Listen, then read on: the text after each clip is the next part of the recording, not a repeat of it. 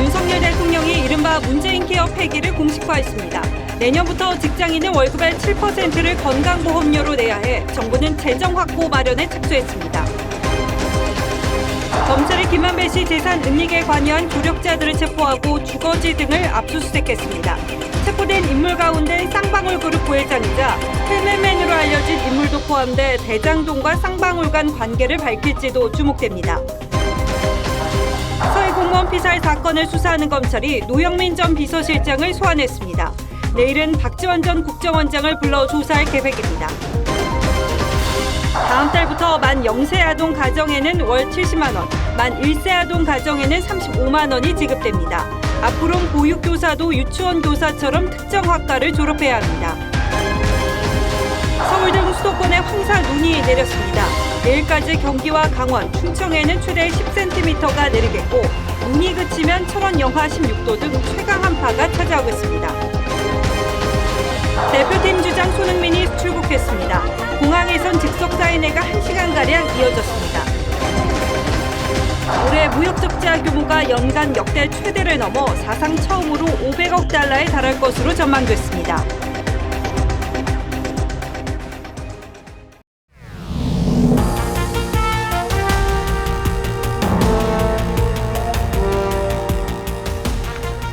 시청자 여러분 안녕하십니까?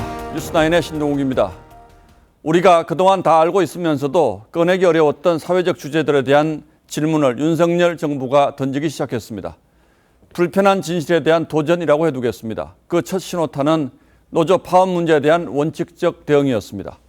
여기서 얻은 동력으로 노동개혁에 대한 의지를 분명히 했고 이어서 연금개혁 그리고 오늘은 고갈이 뻔히 내다보이는 건강보험 문제를 정면으로 거론했습니다. 물론 모든 것이 다 국민들에게 부담은 더 지우면서 혜택은 줄일 수밖에 없는 민감한 문제들입니다. 특히 건강보험 문제에 대해서는 이른바 문재인 케어를 직격했습니다. 포퓰리즘 정책의 건강보험이 파탄나게 생겼다고 했습니다. 먼저 황선영 기자의 보도부터 보시겠습니다. 윤석열 대통령은 건강보험 보장성 강화에 초점을 둔 문재인 케어를 포퓰리즘 정책으로 규정했습니다. 보장성 강화를 위해 20조 원 넘게 쏟아부었지만 무임승차를 방치해 국민 부담만 커졌다는 겁니다. 국민 혈세를 낭비하는 인기 영합적 포퓰리즘 정책은 재정을 파탄시켜 건강보험제도의 근간을 해치고 이를 바로잡기 위한 대안으로 건강보험 급여와 자격기준 강화를 우선 제시했습니다. 2018년 이후 3년 만에 10배 가까이 늘어난 MRI와 초음파 검사비를 의사소견서처럼 의학적 필요성이 분명한 경우에만 인정하는 방안 등이 검토 중입니다. 급여와 자격기준 강화는 관련법 개정 없이도 추진이 가능합니다. 윤 대통령은 절감된 재원으로 의료 사각지대에 있는 분들을 두텁게 지원하겠다고 했습니다. 윤 대통령은 지난 화물연대 파업 중 발생한 불법 행위에 대해선 끝까지 책임을 물어야 한다고 강조했습니다. 그러면서 거짓 선동과 협박을 일삼는 세력과는 함께할 수 없다고 날을 세웠습니다. 자유를 제거하려는 사람들, 거짓 선동과 협박을 일삼는 세력과는 함께할 수 없습니다. 대통령실은 최근 화물연대 파업에서 드러난 노조의 불법 행위를 언급한 거라고 설명했지만 청담동 술자리 의혹을 비롯한 야권의 가짜뉴스 공세까지 겨냥한 거란 해석이 나옵니다. TV조선 황선영입니다. 건보재정 문제는 이제 정치적 관점으로 보기에는 너무 시급한 현실적 문제가 됐습니다. 이대로 가면 머지않아 건보재정이 바닥날 수밖에 없다는 계산도 숱하게 나와 있습니다. 때문에 당장은 국민들이 내는 보험료를 올릴 수밖에 없습니다. 그리고 혜택은 줄여야 합니다. 구체적으로 내년에는 어떤 정도의 부담이 더 예상되는지 신경희 기자가 알아봤습니다. 지난 5년간 직장인 보험료율은 매년 인상됐습니다. 2017년 6.12%에서 시작해 이른바 문케어가 시행된 후 큰 폭으로 뛰더니 내년엔 7.09%로 결정됐습니다. 월급 대비 건보료 비중이 7%를 넘어선 건 사상 처음입니다. 이에 따라 직장인은 내년 월 평균 14만 6,712원, 지역가입자는 10만 7,441원을 내야 합니다. 최근 5년간 건강보험료의 증가율은 2.7%로서 그전 5년간의 증가율 1.1%보다 2배 반이 늘어나는 고령층 증가와 적자 누적으로 재정이 바닥나는 2027년경에는 법정 상한인 8%대까지 치솟을 전망입니다. 정부는 문케어의 보장성 강화로 건보 지출이 가속화됐다고 보고 불필요한 MRI와 초음파에 건보 지원을 하지 않기로 결정했습니다. 보험료 수입 확충과 정부 지원 여건은 갈수록 어려워져 건강보험의 효율적 재정관리의 중요성이 날로 커지고 있습니다. 건보 수입의 20%를 국고에서 지원하는 법 규정이 올해 말로 종료되면서 지출 감소 외에도 근본적인 제도 개선이 불가피하다는 지적입니다. TV조선 신경입니다. 건강보험 재정이 악화되는 건 불보듯 뻔한 일이었는데 문재인 정부가 이를 무시하고 혜택만 크게 늘려놨다고 현 정부는 판단하고 있는 듯합니다. 실제로 지난 정부에서는 매년 보험 재정 지출이 크게 늘었습니다. 그렇다면 지금은 상황이 얼마나 악화됐는지 따져보겠습니다. 자, 홍영 기자, 지금 재정 상황은 어떻습니까? 네, 지난해 반짝 흑자가 났습니다만 코로나19로 병원 이용이 줄면서 나타난 일시적인 현상이었고요. 이 건강보험 재정은 2017년부터 계속 나빠져서 2019년 2조 8천억 원 적자를 냈습니다. 예. 내년부터는 다시 마이너스로 돌아서서 적자 폭이 빠르게 커질 것으로 보입니다. 자, 그러니까 매년 적자가 저렇게 커지면서 그동안 쌓아놨던 기금도 많이 줄었겠군요. 네, 지금은 20조 원이 쌓여 있지만 이대로 가면 6년 뒤인 2028년에는 적립기금이 바닥을 드러낼 것으로 예상됩니다. 예. 문제는 앞으로 재정 상황이 더 나빠지면 나빠졌지 나아질 가능성이 희박하다는 겁니다. 자, 그런데 건강보험료도 계속 올리고 또 정부 지원금도 늘려왔는데 왜 이런 상황이 된 겁니까? 네, 들어오는 돈보다 나가는 돈이 훨씬 빠른 속도로 늘고 있기 때문입니다. 이 건강보험이 적용되는 의료비는 2016년 65조 원에서 지난해 95조 원으로 불어났고 올해 사상 처음으로 100조 원을 넘을 것으로 보입니다. 자, 이렇게 급격히 늘어난 이유는 뭡니까? 네, 병원은 진료를 할수록 돈을 벌고 이 환자들은 보험료를 낸 만큼 뽑으려는 욕구가 있다 보니 예. 꼭 받지 않아도 되는 진료가 많은 편입니다. 2020년 국민 한 사람당 외래 진료를 받은 횟수는 OECD 국가 중 가장 많은 14.7회였습니다. 이 OECD 평균의 2.5배 수준입니다.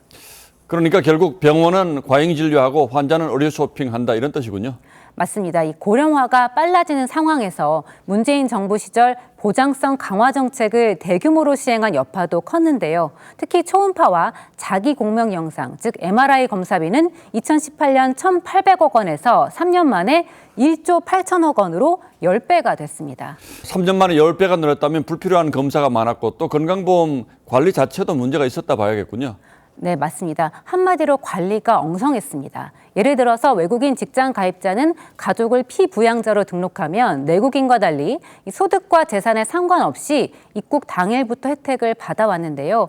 이런 피부양자가 20만 명에 육박합니다. 이런 부분들을 이제라도 손을 보겠다는 겁니다. 다만 아직 우리나라 건강보험 보장률이 65% 정도로 OECD 평균을 밑돌아서 이 경증과 중증을 구별해서 보장성을 늘려나갈 필요는 있습니다. 우리나라도 분명한 거는 건강보험 보장률을 높여야 되고 아직 의학적으로 반드시 필요한데도 건강보험 적용되지 않는 게 있거든요. 건강보험 보장성 확대의 기본적인 원칙을 지켜가면서 필수 의료하고 그다음에 중증희귀질환 보장성 확대에 집중할 필요가 있다고. 예, 윤석열 정부가 이걸 개혁하겠다는 건데 일단은 줬다가 뺏는 거니까 국민들에게 설명을 잘 하긴 해야겠군요. 예, 홍영 기자 잘 들었습니다.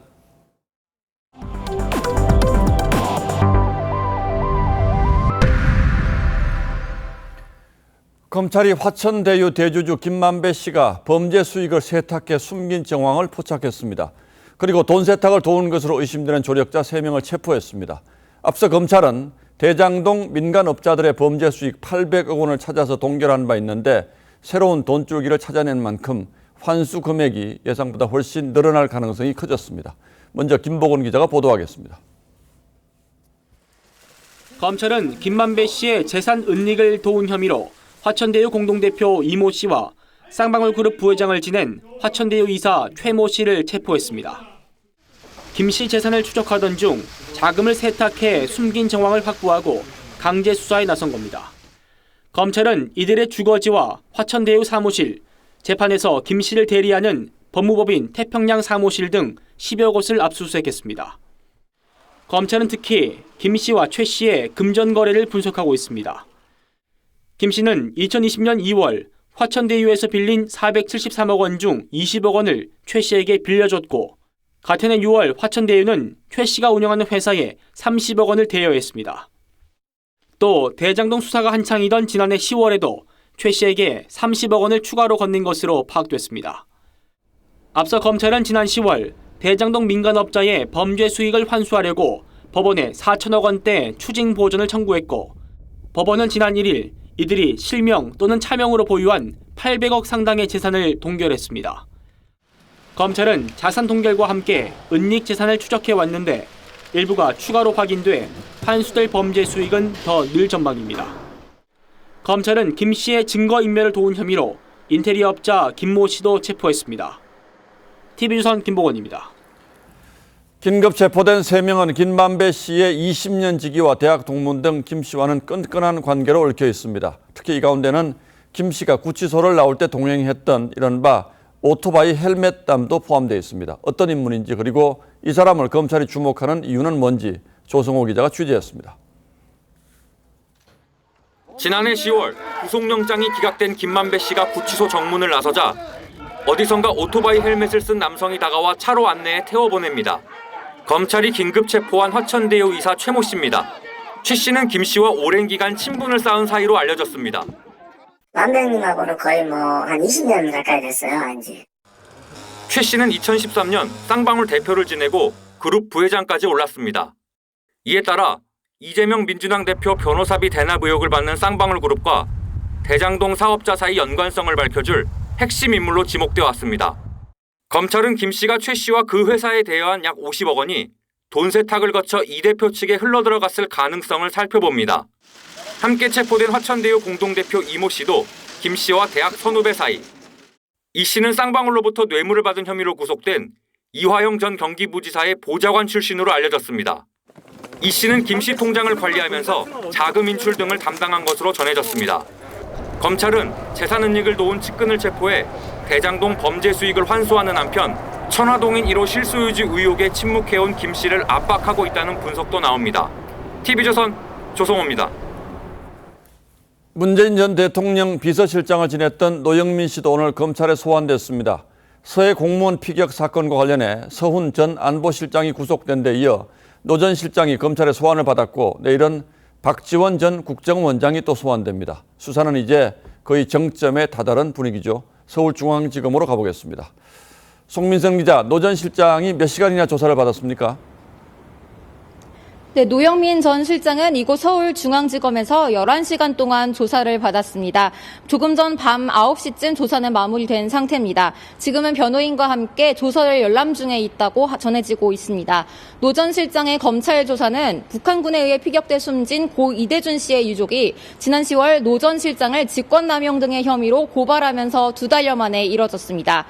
노 전 실장은 이 씨의 사망 3시간 전인 2020년 9월 23일 새벽 1시에 소집된 긴급 관계장관 회의에 서훈 전 국가안보실장, 박지원 전 국정원장과 등과 함께 참석했습니다.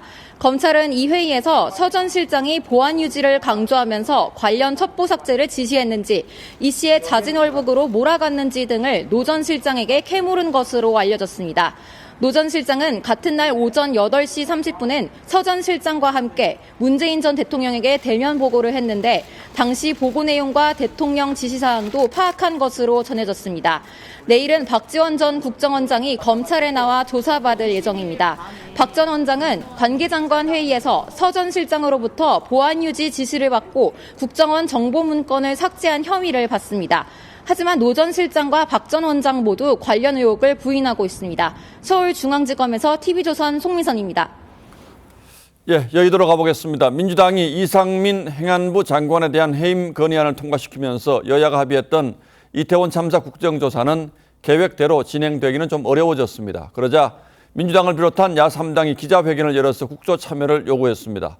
하지만 여당은 합의를 먼저 깬 건 민주당이라며 국정조사에 응할 수 없다는 입장입니다. 그렇지만 참여 가능성을 완전히 닫진 않고 있습니다.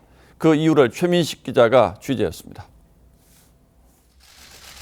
민주당을 비롯한 야3당은 공동 기자회견을 열고 국정조사 공전의 책임이 여당에 있다고 비판했습니다. 제대로 된 일정 협의도 없이 일방적으로 사퇴 의사를 밝혔고 유가족의 청문회 출석에도 미온적이라고 주장했습니다. 모든 권한을 야3당에 위임한 것으로 이해하고 내일부터 본격적인 국정조사에 그러면서 정부가 자료 제출 요구에 불성실한 태도를 보이고 있다면서 국회 차원에서 고발하겠다고 경고했습니다. 자료 제출에 협조하지 말라는 것이 윗선의 명시적, 암묵적 지시가 있지 않았는지 의심스러울 지경입니다.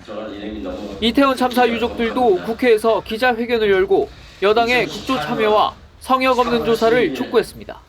국민의힘 지도부와 국조특위위원들은 더 이상의 쇼를 멈추고 조속히 특위로 원대 복귀할 것을 국민의 이름으로 명령합니다.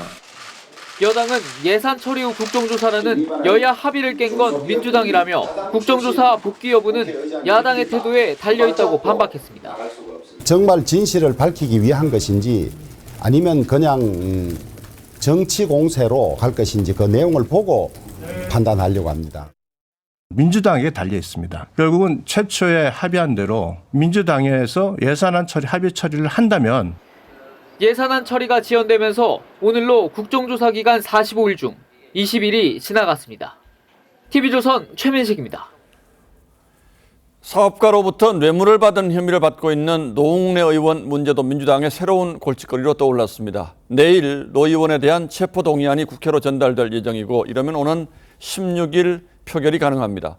민주당은 부결 가능성을 높게 보고 있지만 그래도 마음이 썩 편치 않은 상황이라고 합니다. 신유만 기자가 그 이유를 취재했습니다. 서울중앙지법이 오늘 서울중앙지검에 보낸 노웅래 의원 체포동의 요구서는 내일 법무부를 통해 국회에 제출됩니다. 현직 의원을 회기 중에 구속하려면 국회에서 체포동의안이 통과돼야 하는데 국회의장은 이 동의안을 첫 본회의에 보고해야 하고 표결은 24시간 이후부터 가능합니다. 국회 관계자는 15일 본회의에 보고되면 16일부터 표결이 가능하다며 표결 시점은 여야 합의나 국회의장 판단으로 결정한다고 말했습니다. 무기명으로 진행되는 동의 절차는 과반 출석에 과반 찬성으로 가결되는데 169석을 가진 민주당이 어떤 판단을 하느냐에 달렸습니다. 민주당은 부결 쪽에 무게를 두고 있지만 민주당은 노웅래 의원의 결백을 믿으며 함께 싸워 나가겠습니다. 부결시킬 경우 뇌물 혐의로 수사받는 동료를 감쌌다는 비판을 받을 수밖에 없어 고심하고 있습니다.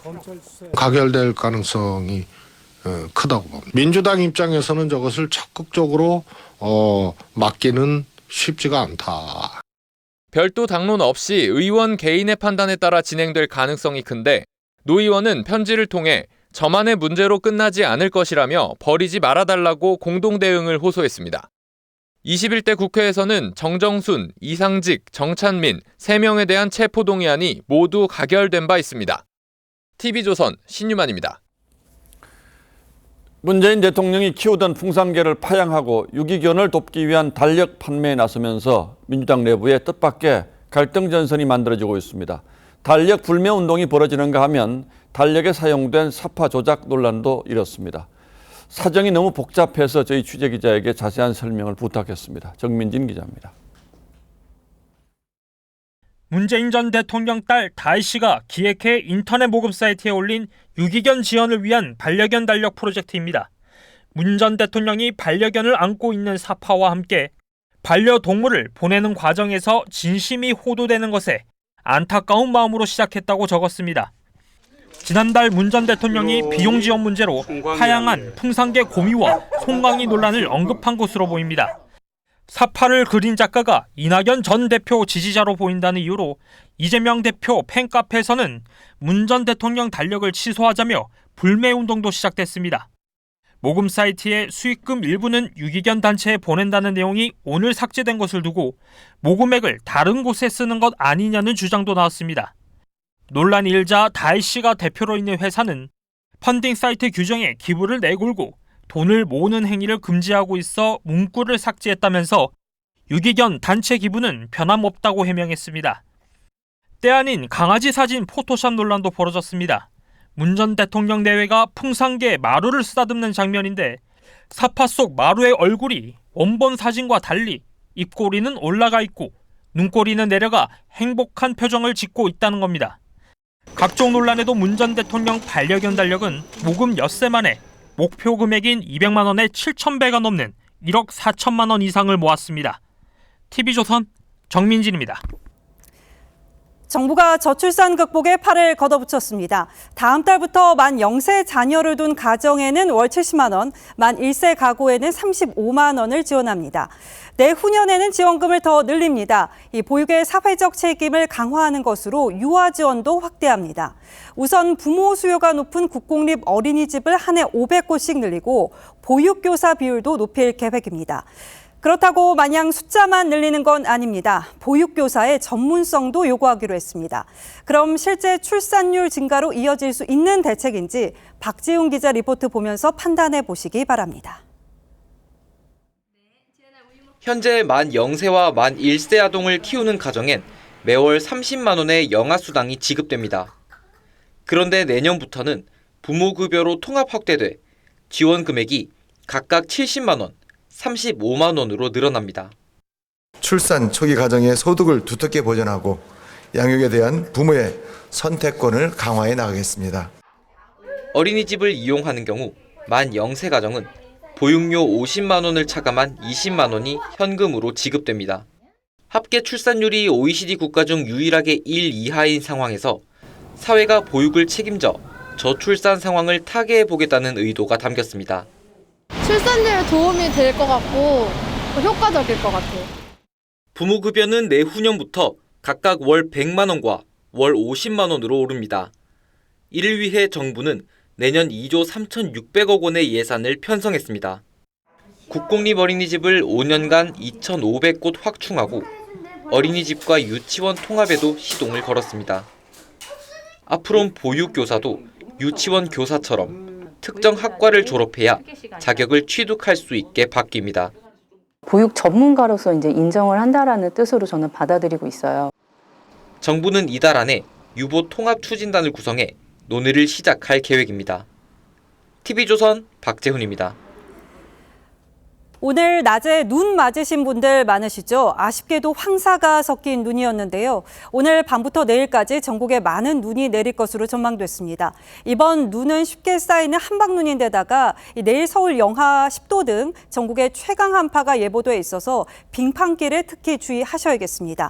광화문 광장에 나가 있는 취재기자 연결합니다. 자, 장동훈 기자, 오후에는 눈이 제법 왔는데 지금은 어떻습니까? 네, 오후 2시쯤부터 이 내리다 그치다를 반복하던 눈은 지금은 소강 상태를 맞았습니다. 이 밤새 눈 소식에 강한 바람까지 불면서 시민들은 귀가를 서둘렀습니다. 오후부터 눈발이 날리자 퇴근길 차가 몰려 도로 곳곳에서 정체가 빚어졌습니다. 지하철역과 버스 정류장도 일찌감치 승객으로 붐볐습니다. 우산 쓰고 갈 때도 되게 앞이 안 보여서 좀 불편했어요. 통행이 불편하니까 걱정되는 면이 있긴 해요.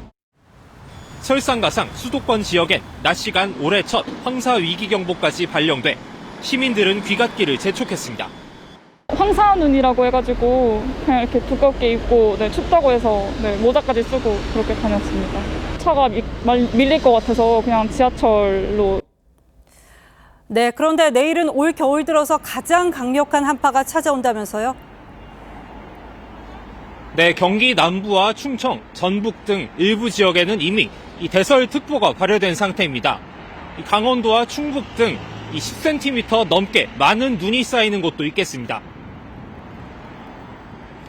경기 남부와 강원 남부, 충청 북부에는 내일까지 최대 10cm, 서울을 비롯한 수도권과 전남, 경북 내륙에는 1에서 5cm의 눈이 올 것으로 예상되는데요.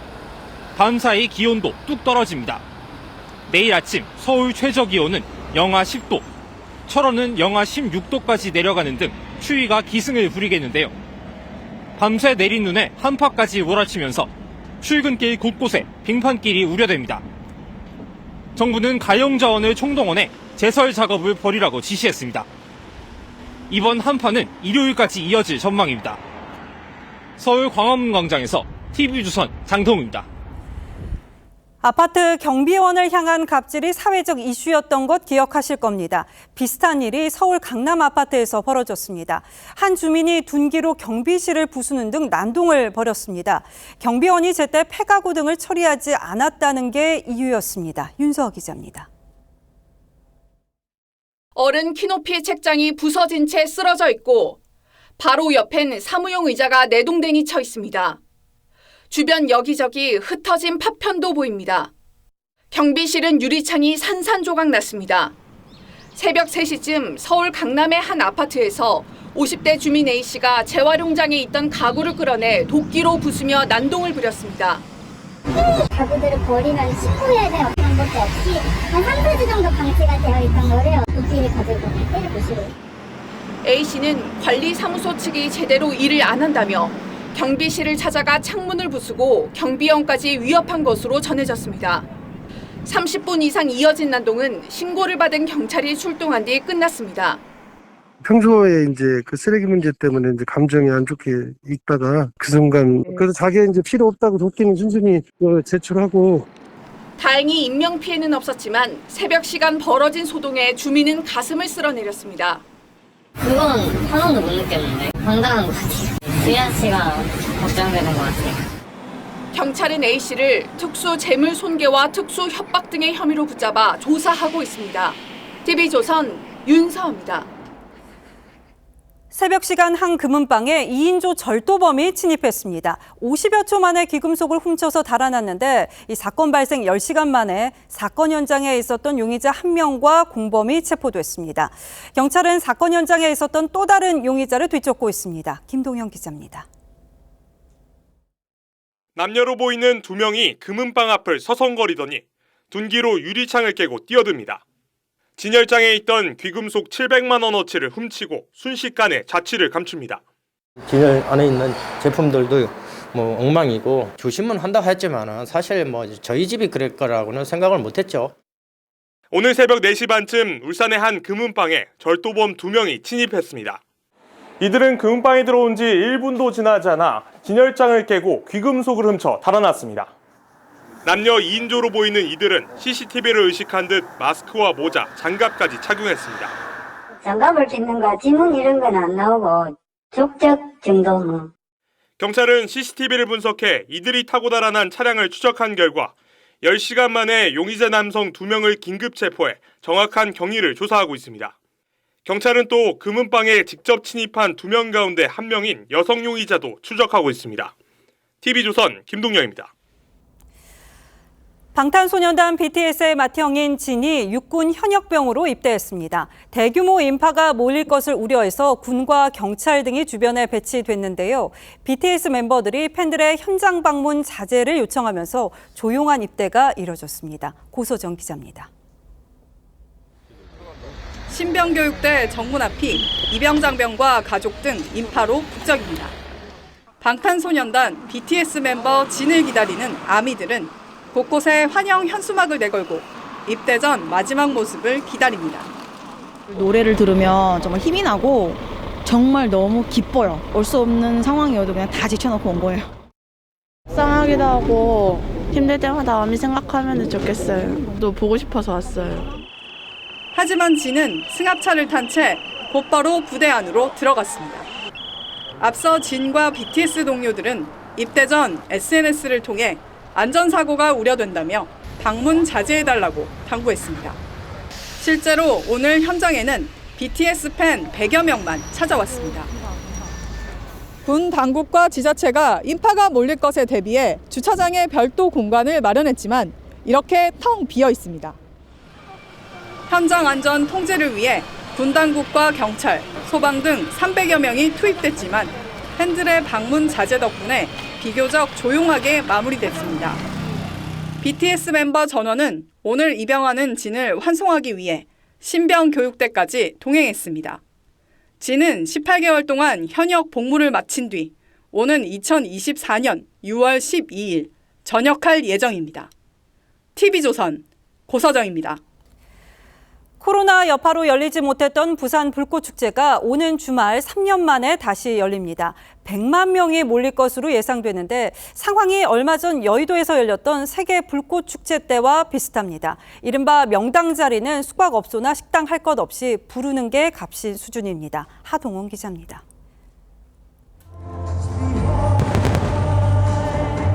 화려한 불꽃이 부산 광안대교의 밤하늘을 가득 채웁니다. 곳곳에서 환호성이 터져나옵니다. 지난 2019년 마지막으로 열렸던 부산 불꽃축제가 오는 17일 3년 만에 다시 열립니다. 100만 명 인파가 몰릴 것으로 예상되는 가운데 숙박업소 예약과 관련해 부작용도 속출합니다. 불꽃축제가 열리는 부산 광안리해수욕장 일대에서는 숙박업소의 바가지 요금 논란이 불거졌습니다. 한 호텔은 하루 숙박비가 100만 원까지 올랐고 또 다른 호텔은 평소 요금보다 5배 가까이 치솟았습니다. 중고거래 사이트에서는 숙박권 가격이 3배로 뛰었습니다. 불꽃이 잘 보이는 이른바 명당 자리임을 내세웁니다. 불꽃 축제이기 때문에 그런 거예요. 이제 방값이랑 그다음에 테라스 스탠딩 가격. 불꽃 축제가 잘 보이는 곳에 카페나 주점 창가 쪽 자리에 앉으려면 최대 40만 원까지 내야 합니다. 샴페인이나 아니면 위스키, 보드카 이런 게 2병 나가고 안주 2개 나가고 해서 40만 원. 부산시는 불꽃축제 당일 인파 관리를 위해 안전요원 1,500명을 투입하고 광안리해수욕장 진입로 16곳을 통제할 계획입니다. TV조선 하동훈입니다. 계란은 물론이고 닭고기 값이 또 올랐습니다. 덕분에 안 그래도 오른 치킨 값은 또 들썩일 조짐입니다. 소비자도 울상이지만 이 월드컵 덕에 최근 오랜만에 특수를 노린 치킨집 사장님들 하소연도 이어집니다. 어떤 상황인지 윤재민 기자가 취재했습니다. 대형마트 진열대에 줄지어 놓인 계란들. 특란 39 한 판에 7,000원에 육박합니다. 장바구니에 계란을 담은 한 주부는 가격표를 보더니 깜짝 놀랍니다. 이게 서민들은 진짜 많이 먹는 음식이잖아요. 네. 서민들이. 근데 이렇게 많이 오르면 야. 계란 한 판 평균 가격은 6,740원으로 1년 전보다 10%, 평년보다는 20% 올랐습니다. 고병원성 AI가 확산하면서 가격을 밀어올린 탓입니다. 닭고기 가격도 금값입니다. 중닭 1kg 가격은 3,090원으로 지난해보다 94% 급등했는데 3,000원을 넘은 건 처음입니다. 부담 없이 사 먹을 수 있는 가격인데 많이 올랐기 때문에 조금 사 먹는 것 자체도. 월드컵 특수로 치킨 수요가 크게 늘면서 공급이 부족해진 탓입니다. 고수 16가까지 올라가는 그런 여러 가지가 있었기 때문에 그 당시 그렇게까지 폭발적으로 배달이 이제 많아지려고. 상인들은 닭고기 값 급등에 팔아도 남는 게 없다고 하소연합니다. 판매가는 이제 올리진 않았는데 수익률이 떨어지는 거죠. 그러니까 그 속내용은 형편없이 나빠지는 거죠. 양계업계는 곧 공급이 늘며 닭고기 가격이 내려가겠지만 사료값 인상 등으로 종전 가격 수준으로 떨어지진 못할 것으로 보고 있습니다. TV조선 윤재민입니다. 다음 뉴스입니다. 올해 무역 적자 규모가 사상 처음으로 500억 달러를 넘어설 것으로 보입니다. 무역 수지가 적자로 돌아선 것도 14년 만입니다. 내년도 상황이 녹록치 않아서 수출 강국이라는 말을 계속 쓸 수 있을지가 걱정입니다. 보도에 최윤정 기자입니다. 우리나라 무역 수지에 울리는 경고음이 점점 커지고 있습니다. 이번 달 열흘 동안 무역 적자는 49억 달러, 올 들어 누적 무역 수지 적자는 474억 달러에 이릅니다. 이런 추세라면 올해 연간 적자는 500억 달러가 넘을 가능성이 높습니다. 글로벌 금융위기 때인 2008년 이후 14년 만에 무역 수지가 적자로 돌아섰고 최대 적자를 기록한 1996년보다도 2배 이상으로 적자폭을 키울 것으로 예상됩니다. 무역 적자가 큰 폭으로 늘어난 데는 우크라이나 전쟁에 따른 국제 원자재 가격 상승 원인이 컸습니다. 올해 원유와 가스 등 에너지 수입액은 1,804억 달러로 지난해보다 72% 급증했습니다. 더 큰 문제는 늘어난 수입에 비해 수출이 큰 폭으로 둔화했다는 겁니다. 특히 우리 수출의 버팀목인 반도체 수출은 지난달까지 넉 달 연속 감소하고 있습니다. 여기에 우리의 최대 교역국인 대중 수출도 6개월 연속 감소세입니다. 수출은 반도체 가격이 하락하면서 금년보다 축소될 것으로 예상이 되고요. 무역 수지는 내년에도 적자가 불가피할 것으로 생각됩니다. 문제는 내년 전망도 밝지 않다는 점입니다. 주요 국내 연구기관들은 내년에도 반도체를 중심으로 한 수출 부진이 이어지면서 무역 적자가 지속될 것으로 전망했습니다. TV조선 최윤정입니다. 미국산 전기차에만 보조금 혜택을 준다는 미국의 인플레이션 감축법 문제 숨통이 조금 튀어가는 분위기입니다. 미국 이달 말 세부 규정을 발표할 예정인데 정부는 우리 기업들에게도 혜택을 주는 내용을 포함시키거나 법 시행을 3년 정도 유예하는 방안을 미국 측에 집중적으로 설득하고 있습니다. 박상현 기자가 취재했습니다. 지난 8월 발효된 미 인플레이션 감축법 IRA. 미국에서 생산된 전기차에만 보조금을 지급하는 법안의 세부 규정이 이번 달 말 발표될 예정입니다. 발표를 앞두고 우리 정부는 대표단을 미국으로 파견했고 미국 정부도 변화 가능성을 내비쳤습니다. That we can get to a place of understanding and where both of our countries' economic interests will be taken into account. 우리 정부는 투트랙 전략으로 미국과 막판 협상을 벌이고 있습니다. 하위 규정에 우리 기업에게도 혜택을 주는 내용을 넣고 현대차의 미국 전기차 공장 완공 시기인 2025년까지 법 적용을 3년 유예시키는 법안 개정을 동시에 추진하는 겁니다. 우리 업계가 관심을 많이 갖고 있는 생산 투자, 세공제 확대, 배터리 광물 부품 조건 완화 등 여러 분야에서 우리의 이익을 최대한 반영할 수 있도록 정부와 함께 기업들도 뛰고 있습니다. IRA에 직접 타격이 우려되는 현대차는 외교망을 총동원해 설득에 나섰습니다. 장재훈 현대차 사장도 우리 정부와 기업이 가장 먼저 적극적으로 미국의 문제를 제기했고 동맹국가 공조를 이끌어내고 있다고 밝혔습니다. IRA 개정을 위해 협력한 정부와 기업, 어떤 결과를 이끌어낼지 관심이 모아지고 있습니다. TV조선 박상현입니다. 고금리 여파로 부동산 시장이 꽁꽁 얼어붙은 가운데 분양 시장이 악화일로로 치닫고 있습니다. 미분양을 막기 위해서 명품의 수입차를 경품으로 내걸더니 이젠 아예 위약금을 물고 분양을 취소하는 사례가 잇따르고 있습니다. 내년에도 시장이 안 좋을 거란 전망에 일단 손을 떼고 보겠다는 건데 자칫 건설사들의 줄도산으로 이어지지 않을지 우려가 커지고 있습니다. 정수양 기자가 연말 부동산 시장 상황을 점검했습니다. 인천의 한 아파트 건설 현장. 철제 가림막만 설치된 채 공사가 멈춰 있습니다. 지난 7월부터 분양에 나섰지만 미계약 물량이 70%를 넘자 분양을 잠정 연기한 겁니다. 분양 시장이 많이 이제 안 좋잖아요. 나중에 좀 시기 좋을 때 다시 좀 분양을 개시하려고. 시공사는 이미 계약을 마친 사람들에게 계약금의 1.5배를 돌려주겠다는 입장이지만 계약자들은 터무니없는 위약금이라며 반발합니다. 법적으로 정해진 계획 보상이 100%라고 들었는데 거기에 플러스 이제 위약금까지 예를 들어 이제 기회비용이나 시간 소요 같은 경우. 전남 광양 등 지방 아파트의 사정도 비슷합니다. 문제는 계약이 최종 취소되면 시행사는 이미 쏟아부은 비용을 회수할 수 없어 적지 않은 타격이 불가피하다는 겁니다. 일부 건설사들은 이미 자금난에 빠져 계열사에 손을 벌리는 상황인데 고금리에 은행 이자도 불어나 건설사 줄도산 우려가 커지고 있습니다. 대출금리도 올라가고 또 구매자도 구매에 나서지 않고 대규소로 남기 때문에 시장은 점점 더 어려워질 수밖에 없습니다. 올해에만 이미 지방 건설사 등 10곳이 문을 닫은 상황. 이대로 가면 부동산발 경제 위기가 현실화할 수 있다는 우울한 전망도 나옵니다. TV조선 정수양입니다. 영국의 폭설을 동반한 한파가 시작됐습니다. 12년 만에 가장 추운 날씨에 교통이 마비되는 등 도시 기능이 멈췄습니다. 한파는 다음 주까지 이어질 전망이어서 전력난 우려도 커졌습니다. 박상준 기자의 보도입니다. 빙판길에 미끄러진 차들이 잇따라 부딪힙니다. 눈밭으로 변한 도로에서 바퀴가 헛돌고 버스는 횡단보도에 설치된 차단봉까지 들이받습니다. Watch it, guys. Watch it. 현지 시간 11일 밤부터 런던을 비롯한 영국 전역에 폭설이 내려 교통 대란이 발생했습니다. 300여 편의 항공편이 결항했고 기차도 취소나 지연이 속출하면서 시민들이 큰 불편을 겪었습니다. 버밍엄 근교에선 호수 빙판에서 놀던 아이들이 물에 빠지는 사고가 발생해 3명이 숨지고 1명이 중태에 빠졌습니다. 기온도 갑자기 뚝 떨어졌습니다.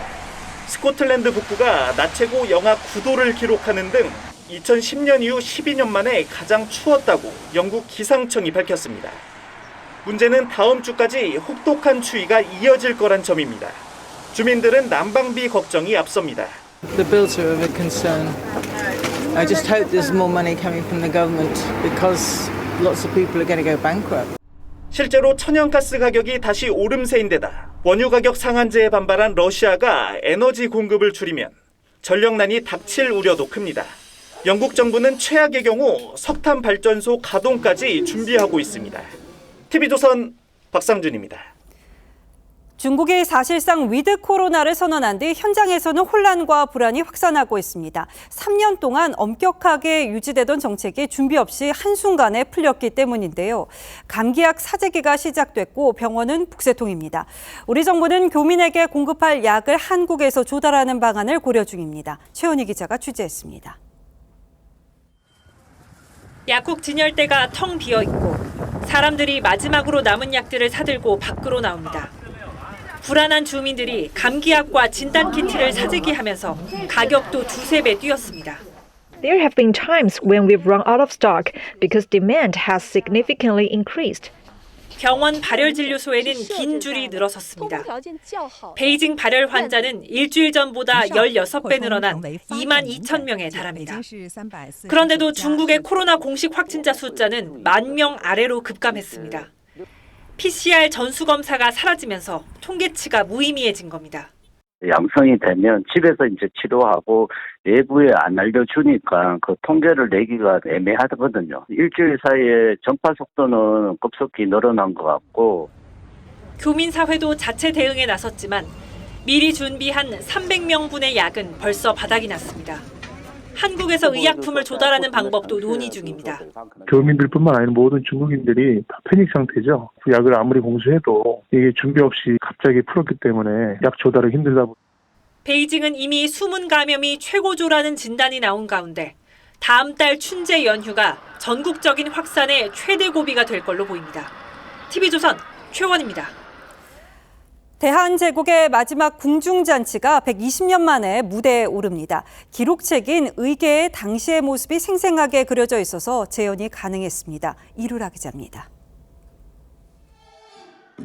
여성 무용수가 큰 복숭아가 담긴 쟁반을 들어올리며 왕의 무병장수를 기원합니다.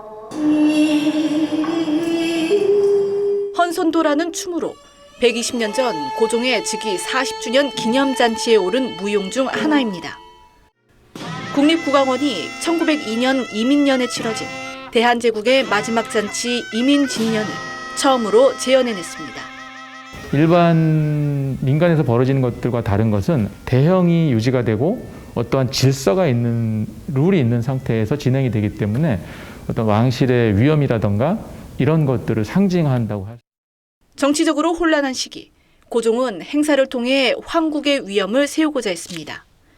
이번에 재현되는 공연은 왕비 및 종친들의 가족 행사인 내진연으로 당시 동원된 무용수와 악공 등 행사 요원들만 1000여 명, 한 해 국가 예산의 5분의 1을 썼을 정도로 성대하게 치러졌습니다. 의계와 도병의 행사 관련 내용이 생생히 기록돼 있어 재현이 가능했습니다. 그 잔치에 소요되는 재원이라든가 참여자가 누군지까지 다 나와요. 그래서 어떤 춤이 누가 췄고 거기서 어떤 문제가 있어서 벌을 줬는지 상을 줬는지. 120년 전 대한제국의 궁중예술로 시간여행을 떠나봅니다. TV조선 이루랍니다. 대표팀 주장 손흥민이 소속팀 복귀를 위해서 영국으로 출국했습니다. 이 손흥민은 자신을 보기 위해 공항을 찾은 수백 명 팬들에게 일일이 사인을 해주면서 인사를 나눴는데요. 팬들은 또 이 모습에 감동했습니다. 성민혁 기자가 다녀왔습니다. 양손을 흔들며 공항에 나타난 손흥민.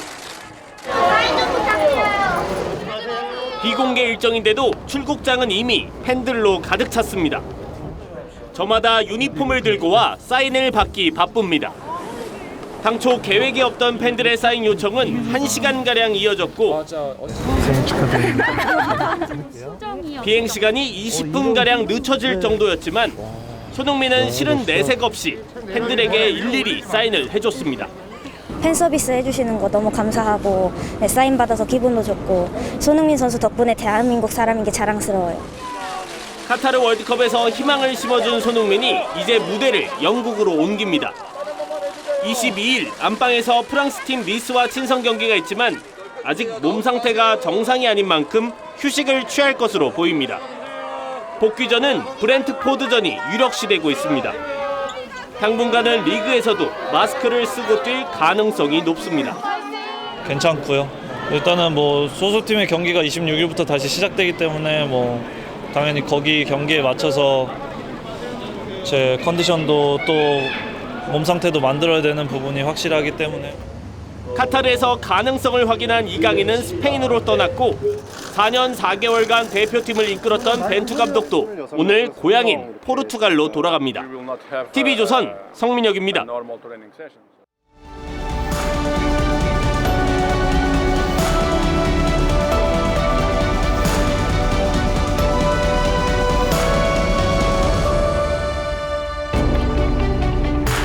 (1970년) 17살 미국 소녀 에드워드가 당뇨약 부작용으로 응급실에 실려갔습니다. 소녀는 의식을 잃기 전 엄마에게 내 곁을 떠나지 말아달라고 했습니다. 어머니는 그때 딸에게 한 약속을 평생 지켰습니다. 입원비를 정부가 지원해주는 요양병원을 마다하고 집에서 24시간 보살폈습니다. 등에 종기가 나지 않게 2시간마다 딸의 몸을 뒤집고 4시간마다 인슐린 주사를 놓았습니다. 쪽잠을 자며 한 번에 90분 넘게 눈을 붙이지 않았다고 합니다. 딸의 곁을 비운 건 단 2번, 둘째 딸 결혼식과 남편 장례식 때였습니다. 그 사이 어머니의 금발과 딸의 흑발은 이렇게 함께 백발이 되어갔습니다. 어머니는 딸을 돌본 지 38년 만인 81살에 딸 곁에서 잠자듯 숨을 거뒀습니다. 이어서 여동생이 돌보던 에드워드도 4년 뒤 어머니를 따라갔습니다. 중증 장애 아들의 어머니들은 아이보다 하루 더 사는 것이 소원이라고 말하곤 합니다. 하지만 돌볼 힘과 여건이 받쳐줘야 이룰 수 있는 기적일 뿐입니다. 에드워드의 어머니가 바친 세월과 맞먹는 38년 동안 인천의 어느 어머니가 중증 장애인 딸을 간병했습니다. 딸은 첫돌 무렵 병원에서 산소 공급이 끊기는 사고를 당해 뇌전증과 지적장애 1급에 편마비까지 앓았습니다. 거동도 의사 표현도 못해 대소변을 받아내며 돌봤습니다. 그러던 올 초 딸이 대장암 3기라는 진단을 받았습니다. 수술을 했지만 혈소판 수치가 낮아 항암 치료를 못하면서 매우 고통스러워했다고 합니다. 결국 어머니는 딸을 숨지게 하고 극단적 선택을 시도했다가 아들에게 발견돼 목숨을 건졌습니다. 법원이 영장을 기각해 불구속 상태에서 재판을 받아온 어머니가 지난주 최후 진술을 했습니다. 딸과 같이 갔어야 했는데 혼자 살아남은 나쁜 엄마라며 흐느꼈습니다. 더 버틸 힘이 없어서 내가 죽으면 누가 돌볼까? 여기서 끝내자는 생각이 들었다고 했습니다. 아들도 증언했습니다. 어머니는 누나한테서 대소변, 침 냄새가 날까 봐 늘 깨끗하게 닦아주며 지극정성으로 간호했고 옷도 예쁘게 입혀서 키웠다고 했습니다. 하지만 검찰은 징역 12년 중형을 구형했습니다. 아들은 탄원서에서 이렇게 호소했습니다. 40년 가까운 세월 누나를 돌보며 보이지 않는 감옥에 갇혀 살아오신 어머니를 다시 감옥에 보내고 싶지 않습니다. 간병의 비극이 끊이지 않습니다. 장애와 치매, 난치병을 가족이 알아서 감당하라는 건 잔인한 일입니다. 가정이 결단나지 않고도 보살필 수 있는 집은 많지 않죠. 38살 딸 곁에서 마지막 참담한 결심을 했을 어머니를 이 추운 겨울 생각합니다. 12월 13일 앵커의 시선은 간병의 감옥이었습니다.